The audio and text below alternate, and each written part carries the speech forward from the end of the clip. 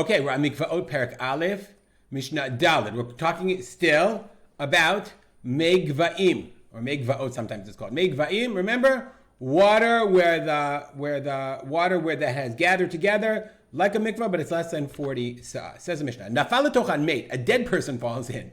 So you say, well, that's super tamei. Oh, shahalach behem tamei, or a tamei person walked into it, vishata tahor, and a tahor drank it, tahor. Then he's tahor. Why? She'ei Mei Gevaim alulim lekabel tuma ad sheyitalshu. They're not mekabel tuma until they are separated or distinguished or pulled apart from the actual Gevaim. And here the tahor bent down and drank from it, and therefore it's tahor. Because there's no drop of tamei water that went into it. The water itself is tahor, right? And it stays tahor until you remove it. So therefore the water itself, the Mei Gevaim themselves, they're not mikabel tuma, even though there's a dead guy in them. Really fascinating. So now says the Mishnah. Echad, these rules, we've said these rules before, apply. Echad, whether it's Mei Gevaim, as we've said, Mei borot, water of borot, a bore, a pit. We're going to see in the Bar Tanura what each one are. Borot are made round. Mei shichim are long and narrow. Mei ma'arot, water of caves. Or Mei tamtziot shepasku. Mei tamtziot, we'll see in 1 second what Mei tamtziot are. Okay, umikvaot she'en bahem arba'im sha'ah. Okay, mikvaot that don't have 40 sa'ah. So all of these rules apply to all of these cases. All these cases are gathered water they don't have 40 sa'ah. They don't have a din of a mikvah. They're less than a mikvah. So therefore, water that's inside of them does not become. If you have tamei water that fell into them, the tamei water stays tamei. Okay, so therefore, what a Gevaim we said, barot we said. What are mei tamtziot? This is about Tanura. Shamim yodim al heharim. Okay, rain that falls on the mountains. Umitmatzim hamayim, the water basically flows. Umibabim, tamtziot means and gathers together. Umibabim min harim la'achar shepasku hashamim. Okay, and then they flow down, they bubble down from the mountains after the rain stopped. Upasku harim schilatam, the water stopped its flow. Oto hamayim nisharim kimo Mei Gevaim. So that's Mei tamtziot shepasku. So actually, I just want to share with you, I have this book called Mar'ot Chaim. It's written by a rabbi named Rabbi Steinberg in Yerushalayim. I called him, and he actually gave me explicit permission to use it. It's a book that has pictures in it, so you'll be able to see what these different things are. So every now and then I'm going to have a bunch of different pictures that you can see. Mei borot, that's a bor. Okay, Mei sichim, narrow, wide, and long. That's from the Bar Tanura. And then we also have Mei Ma'arot, cave water, and now we got Mei Tamtziot Shepasku. What are Tamtziot? So you see the water, this is Mei Tamtziot, Shelo Pasku. The water is, let's say you're in the Golan. The water is still flowing, still coming down. So you have these areas, these pools of water, like we know in the Golan. But Mei Tamtziot Shepasku means the water, the rainy season ends. Here's the Tamtzit.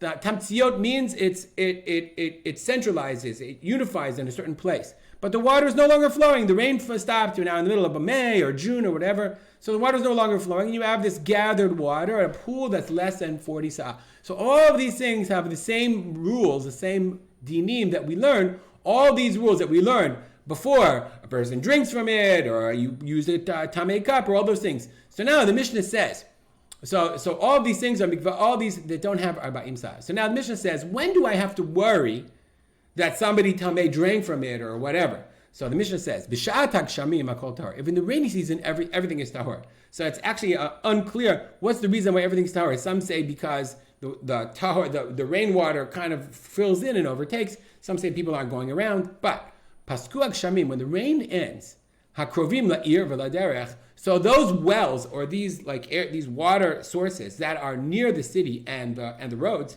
tameim. They're tamei because you have to worry. Maybe somebody drank from it. Maybe somebody tamei drank from it, or etc. etc. But those that are distant to horim, they are tahor because you can assume nobody got a drink from it or took a tamei cup or whatever. Until most people start walking all over the place. The roads pick up again and most people go. Meaning hashayarot hahochot b'derech kochas is about Tidura. The shayarot are the train, not the trains, the caravans that take long distances, And then their caravans take long, they travel long distances. So even the farther away pools, as Tameim, then you have to say Tamei. Why? Shema shatam hem adam Tamei. Maybe a Tamei person drank. Omile bekli Tamei, as we said before. Then you have to worry. Now, the Kahati quotes, I'm going to show you the Tosefta. This is Tosefta from Sefaria. So the Tosefta says the following. That's true. It basically, he quotes the Mishnah. Okay? But Bemedvarim Mamurim says the Tosefta. When is this true? Begavasha efshar lo lishtot, velo yehe makom prasot raglav nikarot. It's talking about a gava, a pool where you can drink from it and you can't see a person's footsteps, his footprints. Aval gavashi efshar lo lishtot ad shtei makom raglav nikarin. But if you find a pool where you can't drink, it's like it's muddy around there, and you would see footsteps. Umasham sham makom prasat raglei adam. So if you see footsteps of people, human footsteps, or footprints, or raglei behema gasa, if you see animals, big animals like horses or donkeys, tamei. Why? Because somebody rode there and took a drink. But makom prasat raglei behema daka. But if you see small animals like sheep and goats, then it's tahor. No people drank from there, so you don't have to worry. So you invoke a certain kind of logic to decide, was it something you have to be worried that people drank from it or not? We'll stop here, dedicate our learning to memory of my father, Rav Simcha ben Yitzchak Kalman. I want to thank Rav Scheinberg, very generously allows me to use his pictures, and it should be, as we said, Zichiyat HaRabim. And if you're interested in learning Mikvaot, go out and buy his book, Marot Chaim. I don't know what's available at your local Jewish bookstore. Right, yeah, I guess call him up.